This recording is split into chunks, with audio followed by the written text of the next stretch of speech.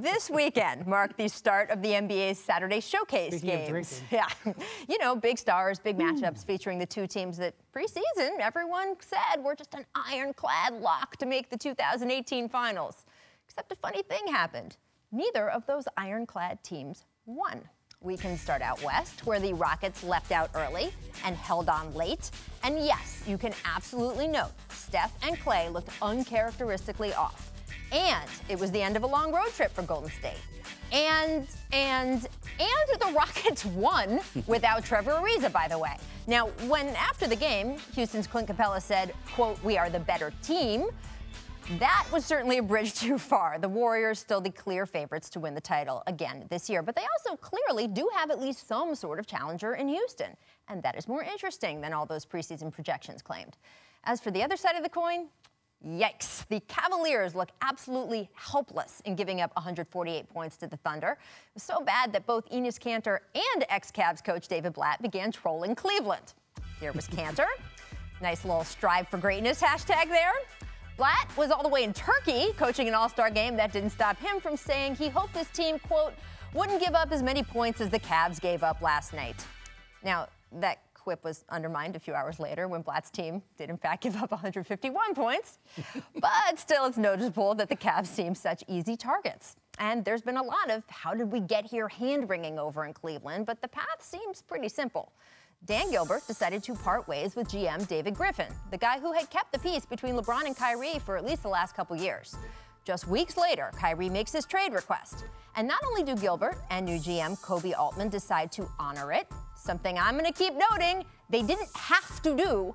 The way they decided to honor it is by dealing their second-best player to their closest rival in the East in exchange for pieces that, hey, at least so far, have not helped them succeed. And by the way, if you think things are bad now, keep in mind, entering Saturday, the Cavs had actually played the NBA's second easiest schedule. They're about to start a string of 8 of 12 games against teams above 500. Now, after Saturday's loss, LeBron said the Cavs, quote, would get bounced early in the playoffs, if the postseason started this week. It's hard to argue with him.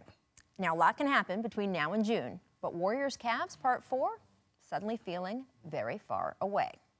Byron, Coach Ty Lue said that he's not making any lineup changes. That surprised many folks, to say the least. Now, we're not in that locker room, but still, I got a former Coach of the Year sitting at this desk, a former Cavaliers coach sitting at this desk. So please, sir, tell us if it was your team, what would you do?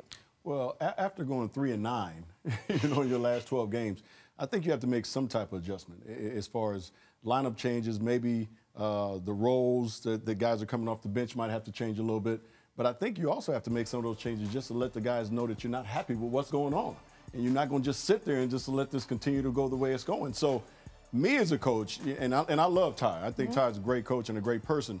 But I would make changes just to spark interest for these guys and letting them know that I'm not satisfied with the way they're playing, with the way this is going, and we have to do something, and we have to right this shit right now.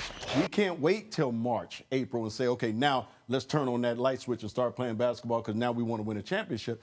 They've done that too many times. It's going to come back and bite you in the butt sooner or later. So I would make changes right now, especially after Brian and I talked. They have a couple of days of practice. That's the time to start making those changes. What's crazy about this, Rachel, is the Cavs actually practiced 2 consecutive days here. I almost fainted when I saw that on the schedule. For the first time since training camp, they had 2 consecutive days of practice.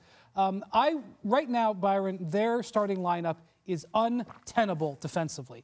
They are playing, in my opinion, 3 of the worst defensive starters in the league when Isaiah Thomas, Kevin Love at center, and J.R. Smith, who's completely lost it. Now, look at that middle number, negative 21.6.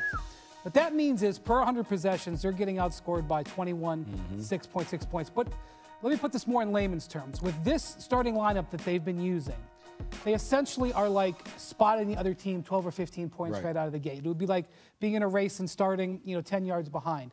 I cannot understand why, even if it's symbolic, you can allow this group to continue to play together. I would pull Isaiah Thomas out of the starting lineup, but okay, I recognize that that could be politically difficult within the team, but you certainly have to make some other trades or other moves, and you certainly can't let those 3 guys play together anymore.